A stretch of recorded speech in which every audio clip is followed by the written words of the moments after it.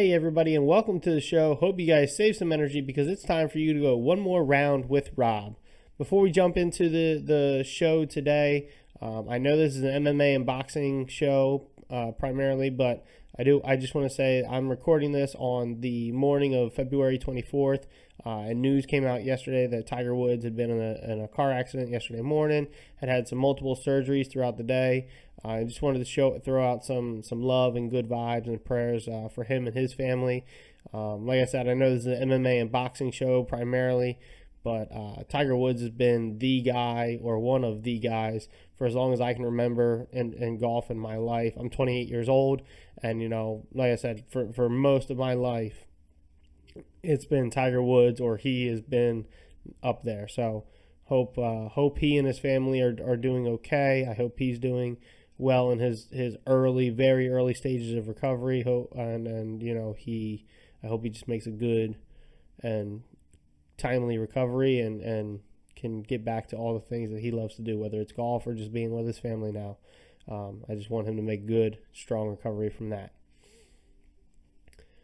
Now, on to the show. So today we're breaking down UFC's Fight Night Curtis Blaydes versus Derrick Lewis card that occurred this past Saturday.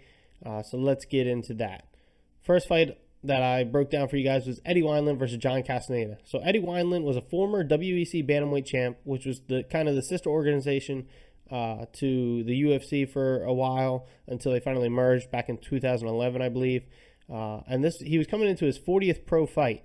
So he's definitely had the experience. The only caveat I would say to that is between, I believe it was either 2018 he started only having one fight a year, or 2017 he started only having one fight a year.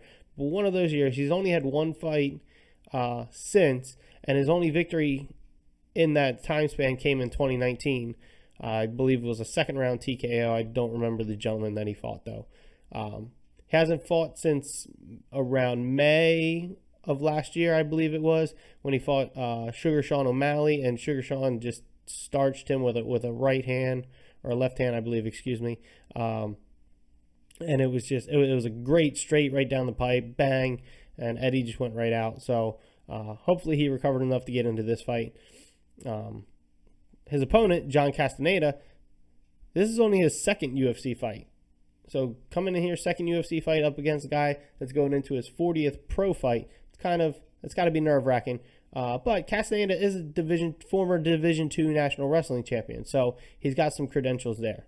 So let's get into it. Let's see how it all shook out. So Wineland actually opens up, coming out, controlling the pace, and landing some good right hands early, which kind of surprised me a little bit. I mean, I know he's the more experienced guy, but he was the older of the two. So I didn't expect him, and especially coming out against a wrestler, I didn't expect him to control the pace that much to start. But he did well with that coming out. He was landing his right hand early, and about a minute in, he landed a stiff right one that caught Castaneda's attention and really kind of woke up Castaneda, so to speak. But in that first half of the round, Castaneda starts landing some good leg kicks. And like I've talked on the show before, leg kicks can change a fight. It certainly changed the Dustin Poirier-Conor McGregor fight that I spoke about last week. Leg kicks can change a fight, and he's landing some good ones. And he lands a good left hand about 3 minutes in, so that he starts to get a little bit of Eddie's attention. I would say, Eddie starts to really kind of try to do more of picking his shots. Now, Castaneda tries a head kick a little bit after that left hand, and Eddie Wineland actually gets a takedown off of it. But there's a huge scramble that ensues. Castaneda gets up quick, and they kind of go back to that pace that they had in the beginning of Eddie kind of pushing forward. But Castaneda starting to push back too at this point. So last minute, both guys just open up with strikes, and it was great. Eddie was landing a little bit. Castaneda was landing a little bit. They were kind of going back and forth. Castaneda gets the better of one of the exchange, though, and really tags Eddie. And you can tell Eddie is really shook as soon as this thing lands.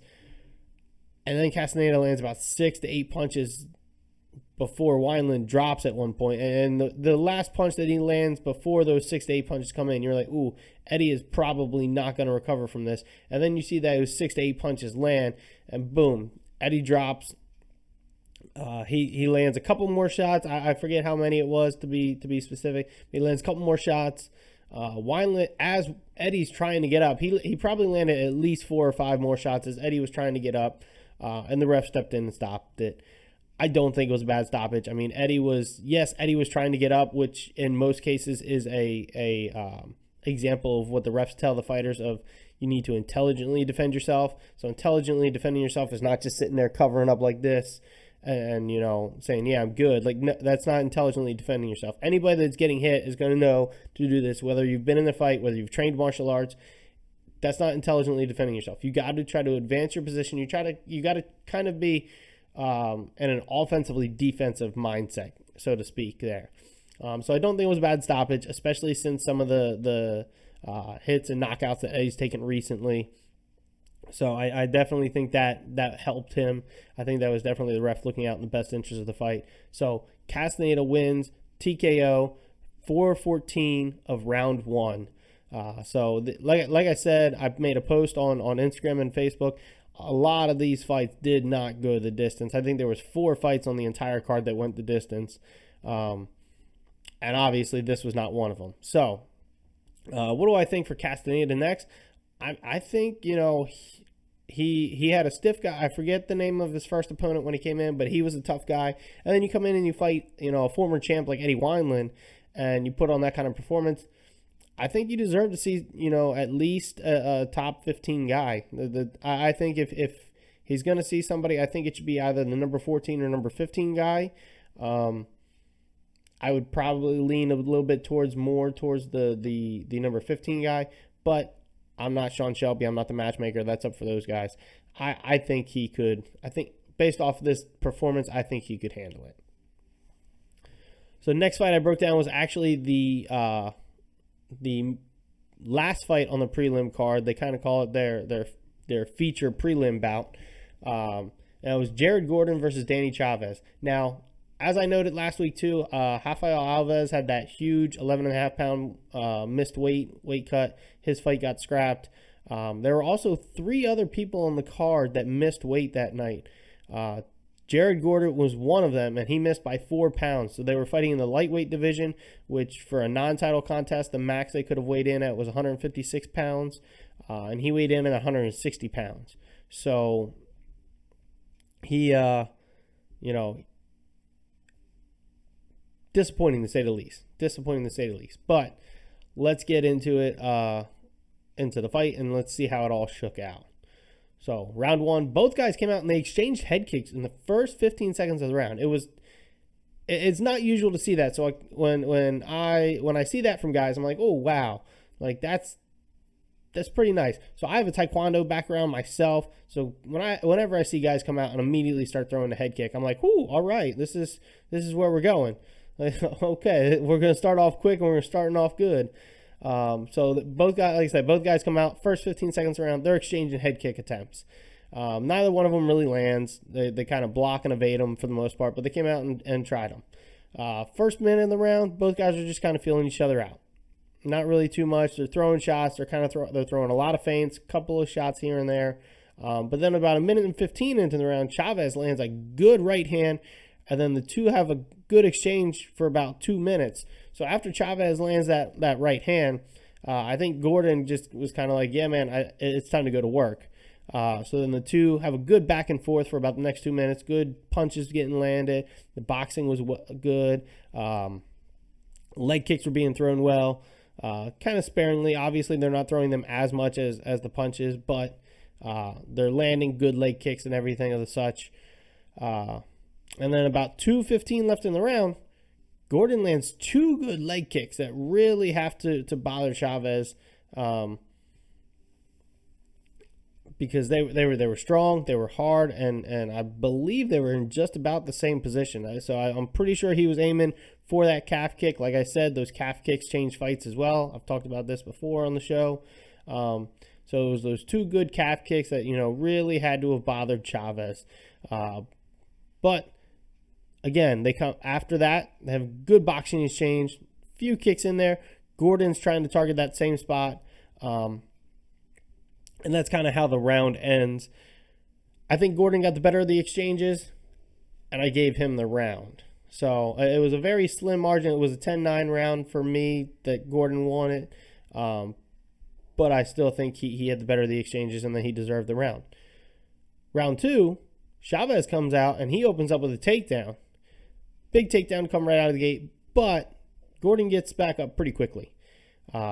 Chavez's lead legs definitely showing some swelling from those calf kicks from Gordon in the first round. He's definitely got to be feeling that. Like when that leg starts to swell up, you're gonna feel it. You're gonna feel it. There's really no way around it because the swelling's gonna get in there. It's gonna start throbbing, being sore, all that kind of stuff. He's got to be feeling that, and it's got to be affecting him at least a little bit. So then about a minute and a half into the round, Gordon gets the takedown. So Chavez started off the round trying to get a takedown. Gordon got back up quickly. A minute and a half later, Gordon comes out, gets a takedown, and that's pretty much where the rest of the round stays. Gordon stuffs all of the escape attempts from Chavez. He lands some good shots from the top. And so, I'm sorry, they did get up with about halfway into the round. But, you know, Gordon really controlled it. So there's a little bit of a get up about halfway through the round. Gordon gets a quick trip down, if I remember correctly. And then, again, the rest of the round is just kind of on the ground. Gordon clearly took the round. And I thought an argument could be made for a 10-8 round just due to the control and the strikes landed. I know Chavez had that takedown in the beginning of the round, and then he had the at least partial escape about halfway into the round. But Gordon really controlled the pace. He obviously, because he was on top, he really, had the better striking, again, because he was on top. I'm not saying that's always a definite of the guy on top having better striking. But I think the argument could have been made for a 10-8 round. If somebody says, no, I don't think that he did enough for a 10-9 round, I'm not going to argue with that either. My thought when I saw it live was, that could have been a 10-8 round.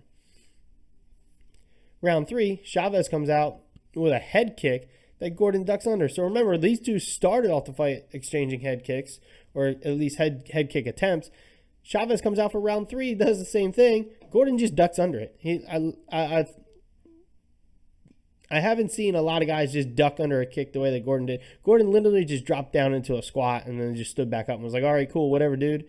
So then Gordon comes back. He starts landing those calf kicks right to that left leg, which was the swollen leg in round 2 to Chavez, which, again, that's going to be compromising for Chavez. Doesn't matter which way you kind of shake it out. So then about a minute and a half into the third round, both guys they kind of seem a little tired.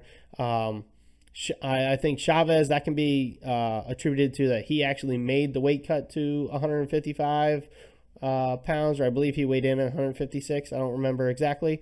But then Gordon, that can kind of be a pointing towards, hey, this was a tough weight cut, maybe a tough camp, and his conditioning might not be up there just because of the tough weight cut that it appeared, or he appeared to have. But they're both exchanging shots still. They're both engaging in the fight. So it's not like these guys are just huffing and puffing and staring at each other. About 3 minutes left in the round. Gordon gets another takedown. Fight stays there till about a minute and a half, and it was kind of the same thing as the second round. Gordon's landing some good shots. He stuffs a couple of escape attempts from Chavez. And then you hit that minute and a half left mark. Gordon tried to sweep Chavez to a better position, and Chavez is actually able to use that to get up and escape, and this causes Gordon to have to settle for a clinch control. So he's up against the cage, kind of holding him there, and that's pretty much the rest of the fight. I think Chavez and Gordon separated with, very little left in the round. They had a very small exchange at the end within the last 5 to 10 seconds. But for the most part, it was Gordon controlling the round on the ground and in the clinch game again. I gave him the round. I thought it should have been at least, at least a 30-27 for Gordon. If they didn't score the second round as a 10-8, then it would have been a 30-26. But I thought at least a 30-27 win for Gordon. Gordon does get the unanimous decision win. However, he only scored 30-27 on 2 of the judges' scorecards. The third judge gave Gordon the win at 29-28, so he gave one of the rounds to Chavez, which I would have to think would have been the first round. I don't know. I'm not sure. I haven't seen the cards for that fight yet, but the only round that would make sense to me for Chavez winning a round would be the first round. Either way, Gordon got the unanimous decision win. Where he goes from here, I think he needs to get back on track to making weight, but I think he could definitely make an argument for getting a top 15 to 20 guy. Now, I know the UFC doesn't rank number 16 to number 20. They only rank number 1 through number 15, and then obviously the champion is above the number 1 guy. They kind of do it as like contender status, so to speak. So they only rank the number 1 to number 15 guy, but I think he could see what would be like a number 16 to number 20 guy in there in this next fight. I wouldn't be opposed to that. Third fight that I broke down for you guys was actually the first fight on the main card. It was Andrei Arlovski versus Tom Aspinall. Tom Aspinall, tough guy coming out of Britain, trains with Darren Till and all those guys over there. So really tough guy. Andrei Arlovski, though, former UFC heavyweight champ, and he went off and he fought in a couple of different organizations, did well there. The guy is up there in age. He's definitely a senior, but he still comes to bang. He still comes to throw, and he doesn't shy away from it even now. He's gotten a little smarter about it, but he's definitely okay with getting into some exchanges, which is really cool to see. But I would also like to see him be a little more strategic with it too at times, just because I don't want anything negative to happen to this guy's life afterwards, and he's been in some wars. But let's see how this one shook out. So round 1, both come out and they're looking light on their feet, throwing feints. They're really kind of feeling each other out. I thought it was really impressive that both guys in a heavyweight fight came out and they looked super light on their feet. They were bouncing around. They were doing everything. Good body and head movement to mix in with their legs bouncing and everything. I thought it was really impressive. I thought it was really cool. You see a lot more of it certainly nowadays when you compare it to how heavyweights were previous to 2015, 2011. But it's still nice to see 2 heavyweights come out and look like, hey, we could go 25 minutes at this pace. Most of the time, that's not the case. That pace kind of catches up to them at some point, and they do start to slow down most times. But it's nice to see them come out and start that way. Aspinall, though, about a minute into the round, starts to back Arlovski up, and this was kind of surprising to me. I thought Andre, at least in the first round, would be able to back up Aspinall. But like I said, Andre's kind of switching his style to more of a strategic striker kind of guy. So I guess all in all, it shouldn't have surprised me as much as it did, but it did. So he starts backing Arlovski up about a minute into the round. About 30 seconds later, the 2 exchange. Aspinall definitely gets the better of the exchange, lands a good clean shot that definitely backs Arlovski up against the cage, and then he just tries to unload for about the next 10 to 20, maybe 30 seconds. And he just starts banging and swinging, and he's landing good shots, but Arlovski just doesn't go down. So Aspinall comes in, he settles for some clinch control, where he controls it for a short period of time. The 2 separate. Almost as soon as they separate, Arlovski's like, hey man, I gotta answer back. And he just absolutely blitzes Aspinall with punches. This causes Aspinall to kind of step off to the side, give a little bit of a pivot, and he ends up clinching with Arlovski again. Aspinall ends up engaging in a clinch with Arlovski again.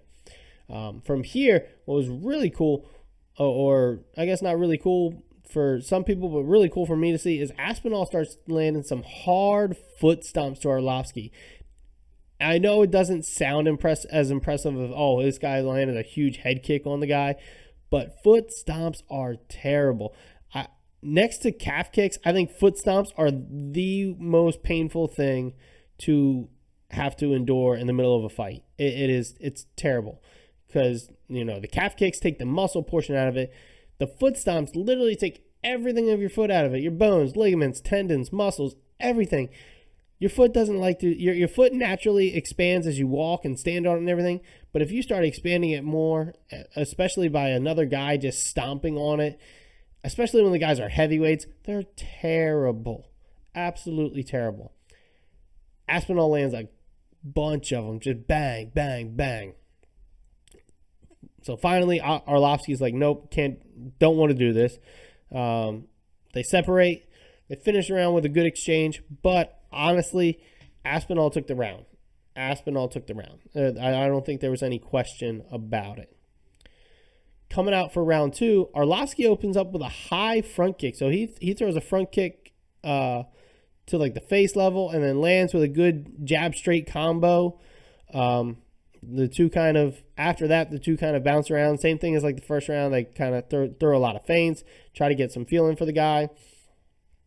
But then Aspinall just absolutely charges Arlovsky to get a takedown. They're about a minute in, and this charging takedown attempt kind of reminded me of how Brock Lesnar used to get his takedowns when he was in the UFC. I mean, he just head down, barreled through, and was just like, I'm gonna get the takedown.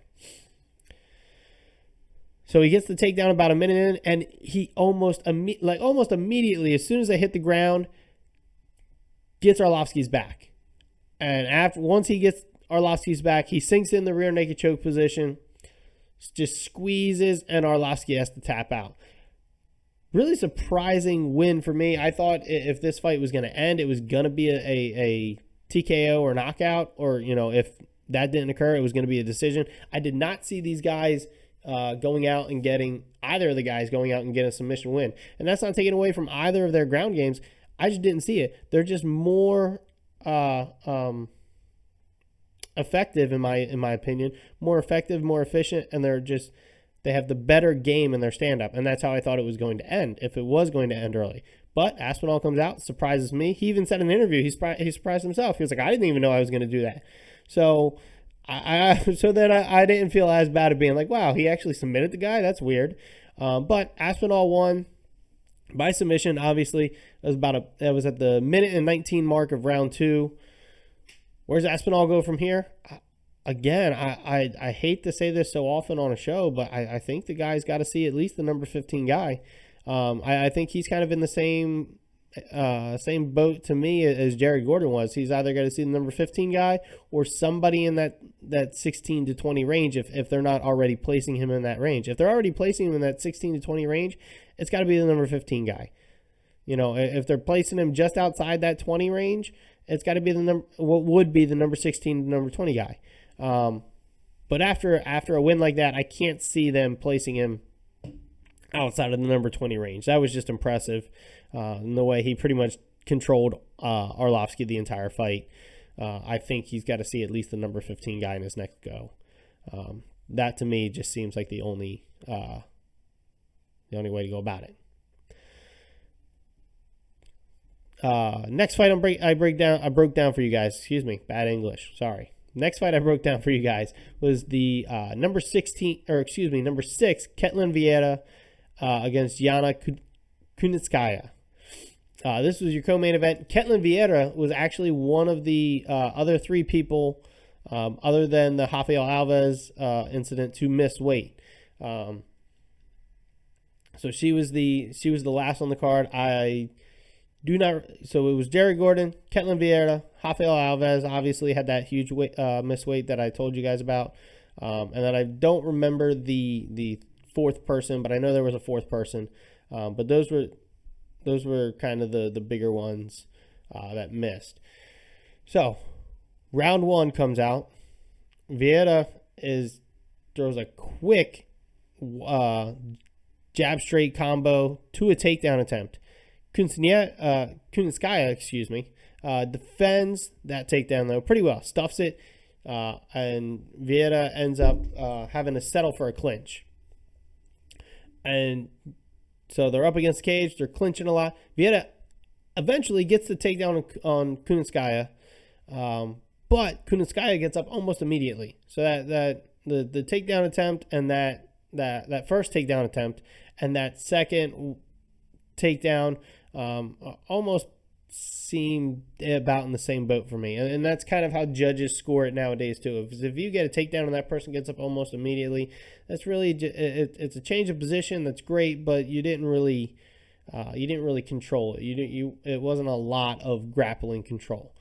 Vieira does get a full second takedown though. I still think that they would have scored that second takedown where Vieira took Kunitskaya down, and then Kunitskaya got right up. I do believe they scored that a takedown officially. So then Vieira gets a second takedown a little bit after that and pretty much controls the rest of the round. Kunitskaya does well defending the submissions off her back and everything and not letting Vieira get to mount. But Vieira ultimately controls the rest of the round, on the ground. And I gave that first round to her 10-9. Round 2, Kunitskaya comes out and she starts off with some quick strikes. So she's trying to kind of even the odds, but this time on the feet. Because she definitely had the better striking between the two. Vieira though, they end up kind of in a clinching situation, and Vieira tries to kind of do like a leg sweep, hip toss kind of thing. To get Kunitskaya down to the ground. But Kunitskaya end up arms and legs kind of intertwined almost side by side. And Kunitskaya ends up getting the top control and starts landing shots on Vieira, which is really impressive. Like I said, since she would have been more of the better striker and Vieira more of the better grappler, that was really good for Kunitskaya to get that. She actually controls most of the round on the ground. She's landing good strikes. She's defending all of the submission attempts that Vieira is trying to throw off of her back. And Kunitskaya is really controlling the ground, and that really impressed me. I was like, wow, I did not expect that coming out of her, especially after how well Vieira controlled her in the first round. About a minute and a half left. They get back up. And the fight ends up back on the ground. Again, Kunitskaya in control, landing good elbows to the body. They were kind of in that side-by-side intertwined position kind of thing with Kunitskaya a little bit more towards the back of Vieira. But those elbows were nasty going into the body. She was just bang, bang. I want to say she landed at least 4 or 5 before the round ended. And they were hard, and they had to have taken some out of the gas tank of Vieira. There's no doubt in my mind about that. So I gave Kunitskaya the round 10-9. So coming into this third round, I had them one apiece. Somebody had to show who was going to take the fight, who wanted to win. So both girls either needed to get a finish or they needed to actually dominate that third round and show that they deserved the win. So round 3 comes out and Kunitskaya opens up with a leg kick and just starts pressing Vieira and throwing some good strikes, really pressing her back, really getting her on her heels. Vieira gets a takedown and is able to mount Kunitskaya this time in the fight. So she's actually able to get past Kunitskaya's guard and half guard, which had to have been a good moral victory for her to finally get past that. And eventually she gets Kunitskaya's back. Now, this is where it gets a little interesting. So, Vieira has what would be considered the ground control time here. And she attempts a couple of rear naked choke attempts, really.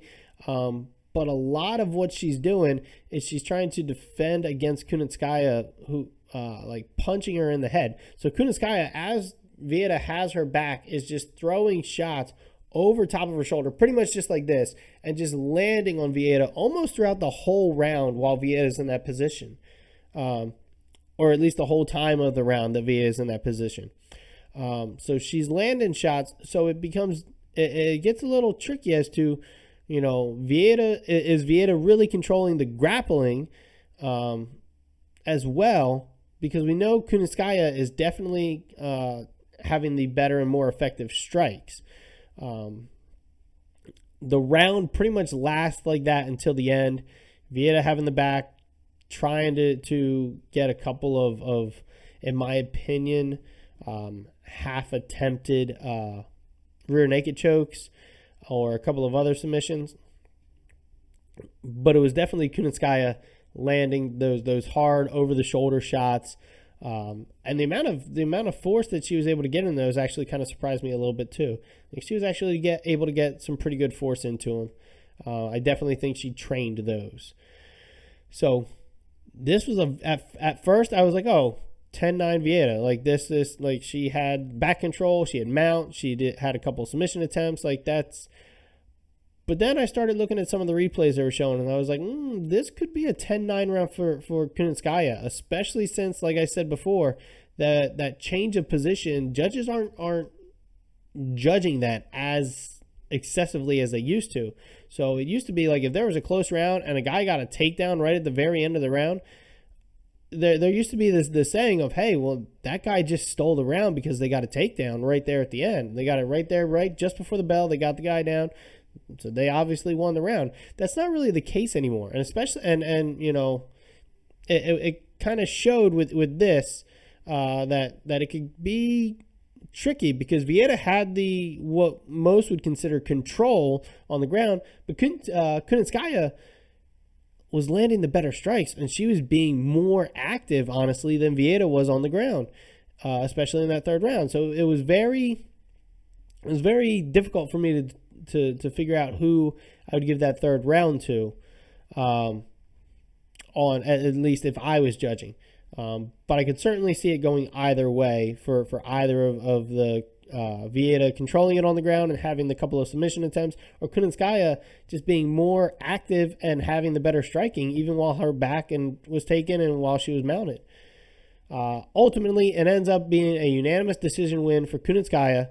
She won 29-28 on all the cards. And I think that was because she outpaced.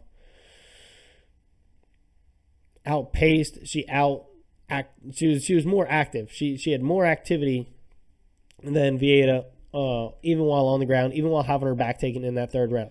The other stat that I thought was huge was, excuse me, she outlanded Vieira in total strikes throughout the whole fight, 178-16.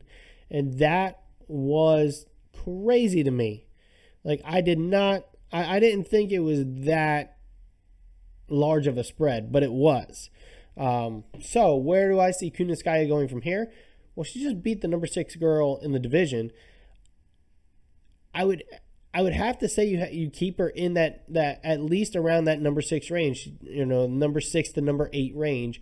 I definitely think she deserves a number next to her name. She needs to she needs to be at least in the top 15, if not close to the top 10. But I definitely think she deserves somebody in that same range that Vieira was just ranked in the number 6 to number 8 range. Vieira obviously is going to fall a couple of spots in the rankings, maybe even outside the top 10. But I think Kunitskaya deserves somebody in that number 6 to number 8 range.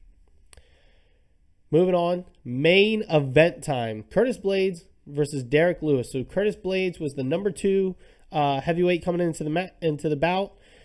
Derrick Lewis was ranked as the number 4 heavyweight coming into the bout. And really, Curtis Blaydes just kind of took this fight because he wanted to stay active. I think a lot of people thought that after his fight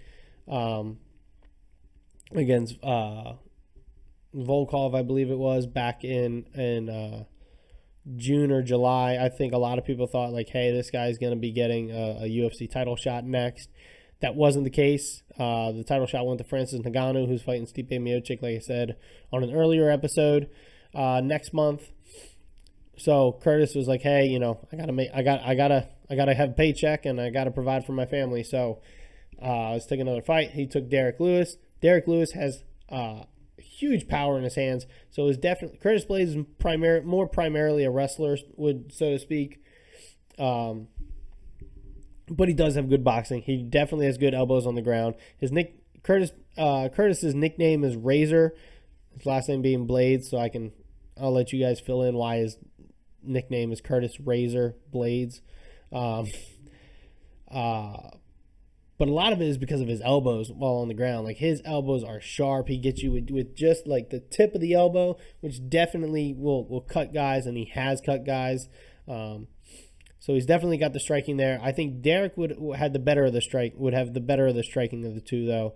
And Derrick Lewis, coming into this fight, was ranked number 2 all time for knockouts, most knockouts in the UFC for anybody, regardless of weight class. The only person that had more was Vitor Belfort, who had 12. So round 1 comes out. Lewis takes the center of the octagon immediately, which kind of, not really surprised me too much, but I didn't think Blaydes was going to concede the center that as easily as he thought, or as easily as he did, as I thought he did. But then again, he also didn't want to come out and try to meet Derrick in the middle, because I don't think that's a good idea for anybody to do. It's just a bad idea. It's going to be a quick night for you then, and obviously it's not something you want unless you're on the positive end of that. So it comes out. Lewis lands a good right hand that definitely gets Blaydes' attention. Blaydes kind of he backs off. He kind of takes a second to regroup. But then he comes in, and Blaydes starts using some good movement. He's switching stances, and that helps him land a right hand that kind of gets Lewis's attention too. So both guys kind of have each other's respects now. So they're like, all right, cool. You can hit me, I can hit you. They're really just kind of like, let's see how this plays out. So they start going back and forth. They have some exchanges. Blaydes, stuns Lewis with a right hand about halfway into the round. And that's kind of where the biggest or longest exchange of the round comes into play. The two are exchanging. I think Blaydes gets the better of it, and then he ends up controlling the last minute of the round with some grappling mixed in with the striking there. So I think it was pretty clear that Blaydes took the first round. I think outside of that one good right hand that Lewis had in the first portion of the round that caught Blaydes' attention, I think Blaydes did better coming back out after that to control the round and control the effective striking and grappling. Round 2, Blaydes comes out. Blaydes takes the center of the octagon this time. So Lewis took it in the first round. Blaydes comes out and takes it in the second round. And the two kind of have a little bit of an exchange. Lewis defends a takedown in the first 30 seconds. Blaydes, tries to get him to the ground. We've seen in the past that can be the blueprint to beating Derrick Lewis, is getting him on the ground and out wrestling him. But Lewis defends his takedown, did really well in stuffing it. But then Blaydes tries a second takedown, and this one is where Blaydes kind of went off a little bit there. He kind of just ducks his head down, eyes going straight to the ground, which if you're just in a wrestling match is not the worst thing. But in an MMA contest, when you shoot in, you almost kind of want to do it as like a football tackle. So you want to be eyes up. You want to kind of go nose to chest on the guy, or nose to belly on the guy, so that you can get a good takedown on him. Blaydes comes in head down, and Derrick Lewis obviously trained this in camp. He kind of takes a short step back, lands a good uppercut on Blaydes, and you can just tell right then he's out. Like, as soon as that uppercut landed, you could tell Blaydes was out. He starts to fall. Lewis gets 2 or 3 more shots in on Blaydes before Herb Dean, who is the referee in the fight, gets in there to get Lewis off of Blaydes. Curtis Blaydes was down for a while too, guys. Like, he was down. There was some kind of like groaning coming from him, so he was definitely unconscious. He was definitely in some trouble. Not great, like life-threatening trouble, but it was definitely like, oh, this guy's out. Like, he's definitely out. And Derrick Lewis, there's a rush. He celebrates, but then after he gets that done, his initial celebration, which is one he does every time he wins, especially in that manner, kind of takes a moment, and it's like, oh, he's still down, he's still hurt, and he's very respectable about it. outside of that initial rush. And that's for everybody.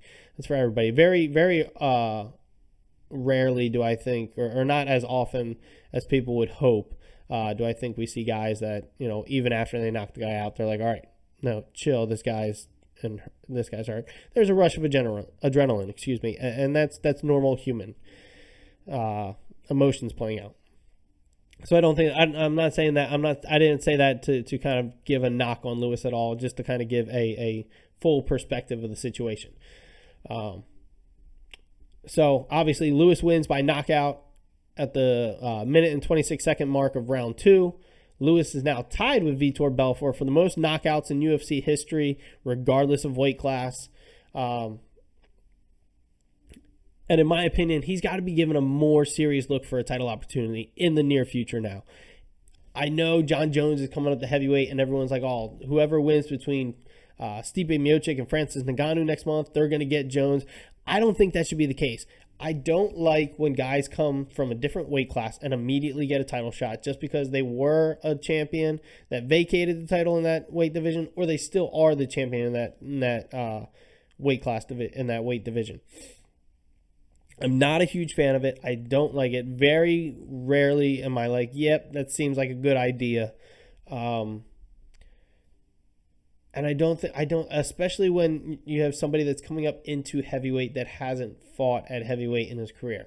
I mean, Thiago Santos, Dominic Reyes, Jan Blachowicz, like all these guys at 205 pounds, yes, they have power. They have a lot of power. They have immense power. Thiago Santos could probably fight at heavyweight and do pretty well as well. And John Jones beat Thiago Santos and Dominic Reyes. I'm one of the guys where I thought at least one of those fights could have gone the other way, but that's another discussion for a different episode. But coming up into heavyweight, I think John should at least have a fight of somebody in that top 5 area before he gets a title shot. And that's no knock on him. He is one of the greatest. Certainly a lot of people say he is the greatest of all time. But I don't think he should be able to step into that title picture. I think that right, and especially now after this past fight, I think that right belongs to Derrick Lewis. I know back in 2018 in his post-fight talk or post-fight interview with Joe Rogan said that he was probably one of the top front runners for a UFC title shot, and he said, no, I got to go sit down and do more cardio. There's no way I'm ready for a 5-round fight. But I think times have changed. And he said, I don't want a 5-round fight, which would mean that he would turn down a title opportunity, which I don't see him doing that. I just think when the question was asked, he was like, no, I don't want to do another main event. And then I think the caveat of that he just didn't say would be unless it was a title shot. But he's definitely got to get a serious look for this. He's got the most knockouts in UFC history, tied for the most knockouts in UFC history. With a guy who I don't believe is fighting anymore, and if he is, he's not fighting in the UFC. So Derrick Lewis could get that record before the end of his career. It's not that hard to see that he could do that. So he's definitely got to get a serious look for that. And I know there were some people, to kind of go back to the end of the fight here, there were some people that there always are that said like the shots that Lewis landed on Blaydes once Blaydes had fallen after that uppercut were unnecessary. And I go back to the Jorge Masvidal answer for that when he knocked out Ben Askren in really it was like 2 seconds. So I think they credited him with like 4 or 5.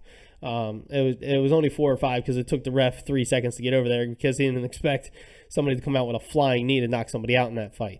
And then Jorge, same situation, kind of landed 2 or 3 strikes before the ref got him off of there. And somebody asked him like, oh, some are saying that those weren't really necessary. And Jorge just went, oh, those were super necessary. And I think the case is the same here. Now, I think it's a little bit different because Jorge was fighting at a lower weight class. He was fighting 170 pounds in the welterweight division. These guys are heavyweights. 2 different amounts of power there. 2 very different amounts of power there. I think it's important for the ref to get in there almost instantaneously if they can to stop a heavyweight fight in that regards. I think it's important for any fight regardless of weight class, but it's especially important in the heavyweight division. They're big guys and that's big power. with that being said, I don't knock Derrick Lewis for landing those shots. As a mixed martial artist, as a fighter, your job is to go until the ref says stop. It's not your job to stop the fight. It's the ref's job to stop the fight. It's the ref's job to stop the fight. Excuse me. So I don't have an issue with that. It's not like Derrick tried to land, two more shots after Herb Dean, who was the referee, got in there to stop it. It's not like he tried to throw more. As soon as Herb pushed him off, he was done. But I think that was an unfair criticism. The people were like, he shouldn't have done that. No, you do, until the ref stops you. That's the whole thing. So like I said, great win for Derrick Lewis. He definitely needs to get a good look for the title picture coming out of this Stipe Francis fight next month. Next episode I have for you guys, I will be breaking down our first boxing card of the show. So the last 3 shows here have been more focused on the UFC and MMA. This next show coming up will be our first boxing show, so I'm excited to break that down for you guys. That was a great card as well. So until then, hope you guys stay safe, stay healthy, stay happy, everything like that. So until the next show, congratulations, guys. You just went one more round with Rob. I'll see you guys on the next show. Have a good one.